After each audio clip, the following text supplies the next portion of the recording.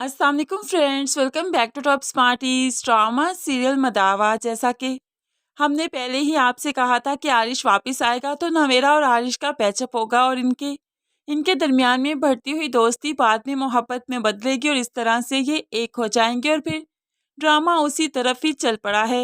आरिश जो कि वापस आ चुका है, अब वो सब कुछ ठीक करना चाहता है, चाहे वो बिजनेस हो या फिर रिश्ते, क्योंकि वो काफ़ी शर्मिंदा है। वो अपनी माँ को ज़्यादा दुख अब देना नहीं चाहता। वो माँ से माफ़ी मांगता है और हर वो कदम उठाना चाहता है जो माँ चाहती है, लेकिन लेकिन माँ तो अब आरिश से बात भी नहीं कर रही और आरिश के लिए ये दुख बहुत बड़ा है। एक तरफ आरिश अपनी मनमानी करके सब कुछ सफ़र कर रहा है और दूसरी तरफ नवेरा भी तो अपनी मनमानी करने का नतीजा भुगत रही है। दोनों ही एक ही कश्ती के सवार हैं। यहाँ पर नवेरा भी माँ के पास किचन में आई तो माँ कहने लगी, चली जाओ यहाँ से, जो कुछ चाहिए मैं देती हूँ तुम्हें। अगर किसी ने देख लिया ना बहुत हंगामा हो जाएगा। तुम्हारे पापा ने और असफर ने सख्ती से मना किया है कि तुम घर में घूमती फिरती नजर ना आओ। तो ऐसे में नवेरा कहने लगी, अम्मी मैं क्या करूँ, कमरे में बैठे बैठे वहशत होने लगी है मुझे मुझे इस तरह की ज़िंदगी नहीं गुजारनी। मुझे बाहर निकलना है सोसाइटी में, और आप लोग तो मुझे कमरे से ही बाहर नहीं निकलने देते, घर में ही नहीं घूमने देते। तो माँ कहने लगी, बेटा अभी कुछ देर तो इंतज़ार करो ना, अभी बात नई नहीं है, आहिस्ता ही आहिस्ता सब ठीक हो जाएगा।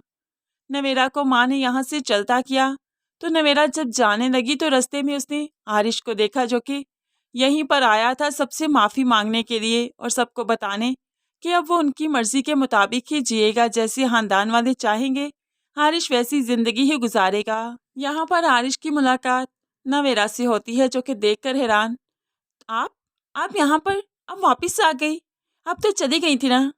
और नवेरा भी शर्मिंदा, क्योंकि नवेरा की वजह से ही तो सब कुछ बदल गया। नूर और आरिश अलग हो गए और रिश्ते बहुत ज़्यादा एक दूसरे से दूर हो गए। यहाँ पर नवेरा अपने किए पर शर्मिंदगी का इजहार करते हुए आरिश से माफ़ी मांगती है कि मैं माजी को पलट नहीं सकती, वो वाले लम्हात वापस नहीं ला सकती, लेकिन मैं बहुत शर्मिंदा हूँ कि नूर और तुम्हारी जुदाई का बाइस बनी हूँ। मैंने ऐसा तो कभी नहीं सोचा था।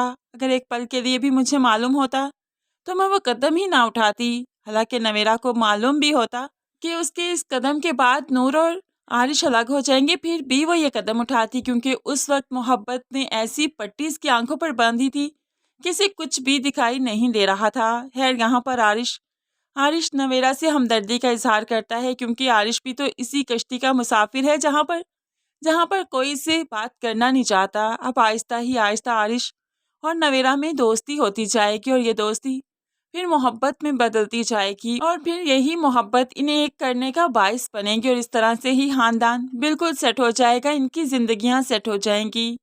दूसरी तरफ नूर, जिसे तहसीन आपी की बहुत फिक्र है, आज भी आलियान के पास बैठी और तहसीन की बात करने लगी, सिर्फ एक बार छानबीन तो कीजिए। मुझे तहसीन आपी की सास ठीक नहीं लगती, उनका रवैया ठीक नहीं, बहुत आलसी लोग हैं। तो यहाँ पर आलियान अब चिढ़ने लगा है, नूर क्या मसला है तुम्हारा, बाबा ये रिश्ता करके गए हैं, उन्होंने कोई छानबीन की होगी ना, कुछ तो उन्हें मालूम पड़ा होगा तभी उन्होंने ये रिश्ता जोड़ा होगा। अपनी इकलौती बेटी का रिश्ता ऐसे ही तो नहीं करेंगे।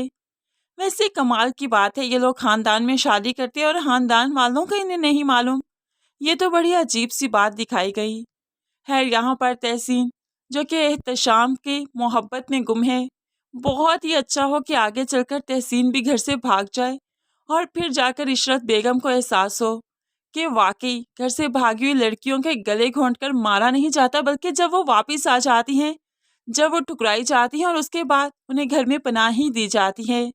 होप्स हो कि तहसीन इशरत बेगम के मकाफात के लिए, इन्हें सबक सिखाने के लिए जरिया बने कि उसे घर से भागना पड़े, क्योंकि वो ये शादी तो नहीं करना चाहती और ऐसे में वह एहतशाम से कोर्ट मैरिज कर ले और बाद में इशरत बेगम को मालूम पड़े तो क्या वो कबूल नहीं करेगी? बिल्कुल करेगी, क्योंकि दूसरों को बात करना बहुत आसान है, जब बात अपने आप पर आन पड़ती है फिर ही तो इंसान चुप कर जाता है। और इशरत बेगम जैसे लोग ऐसे ही किया करते हैं, दूसरों की बातों को उछालना जानते हैं और अपनी बात उन्हें लगता है कि किसी को मालूम पड़े ही ना। फ्रेंड्स, क्या कहते हैं आप इस बारे में, जरूर कमेंट्स में बताइएगा। मज़ीद वीडियोस के लिए चैनल को सब्सक्राइब करके साथ ही बेल नोटिफिकेशन जरूर प्रेस कर लीजिए, ताकि आने वाली हर वीडियो आप बहुत आसानी से देख सकें। दुआ में याद रखिएगा, अपना बहुत सारा ख्याल रखिएगा। नई वीडियो तक के लिए अल्लाह हाफिज।